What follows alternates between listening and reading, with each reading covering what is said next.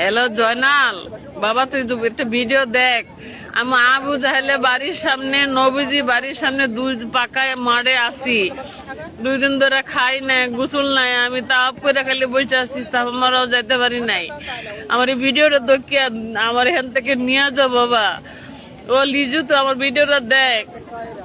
আমি তোর আশায় বসে আছি, মনে বড় আশা ছিল একসাথে তাওপ করবো, একসাথে নবীর রাজে যাবো, কিছুই হইতেছে না। আমি নবীজির বাড়ির সামনে নবীজির বাড়ি ওরা চিনে না। আমি তো দেখি ভিডিওতে, আমি আবু জাহেলের বাড়ির সামনে পিছনে নবীজির বাড়ি, এইটাই দোতলা বাড়ি। দেখছি। হ্যালো, আসসালামু আলাইকুম। কেউ যদি ভিডিওটা দেখেন, আপনাদের বাড়ি কোন জায়গায় বলছেন? না, ঢাকা 6 নম্বর ওনাদের বাড়ি। ওই সাইডে যদি কেউ ভিডিওটা দেখেন, একটু ভিডিওটা শেয়ার দিয়েন। আর যদি ওনাকে চিনেন, ওনার লোক কারা, ওনাদেরকে একটু ফোন দিয়ে জানায়েন।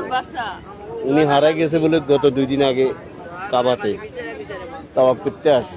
এখন ওনার কাছে হোটেলের কার্ডও নেই, ফোনও নেই, উনি হোটেলের নামও বলতে পারে না।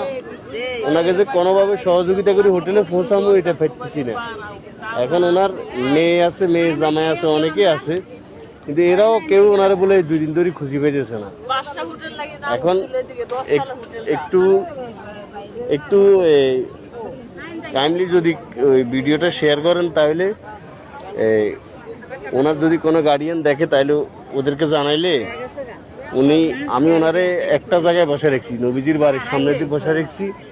বলছি এই ঠিকানার উপরে আপনারা সহজে পাইব।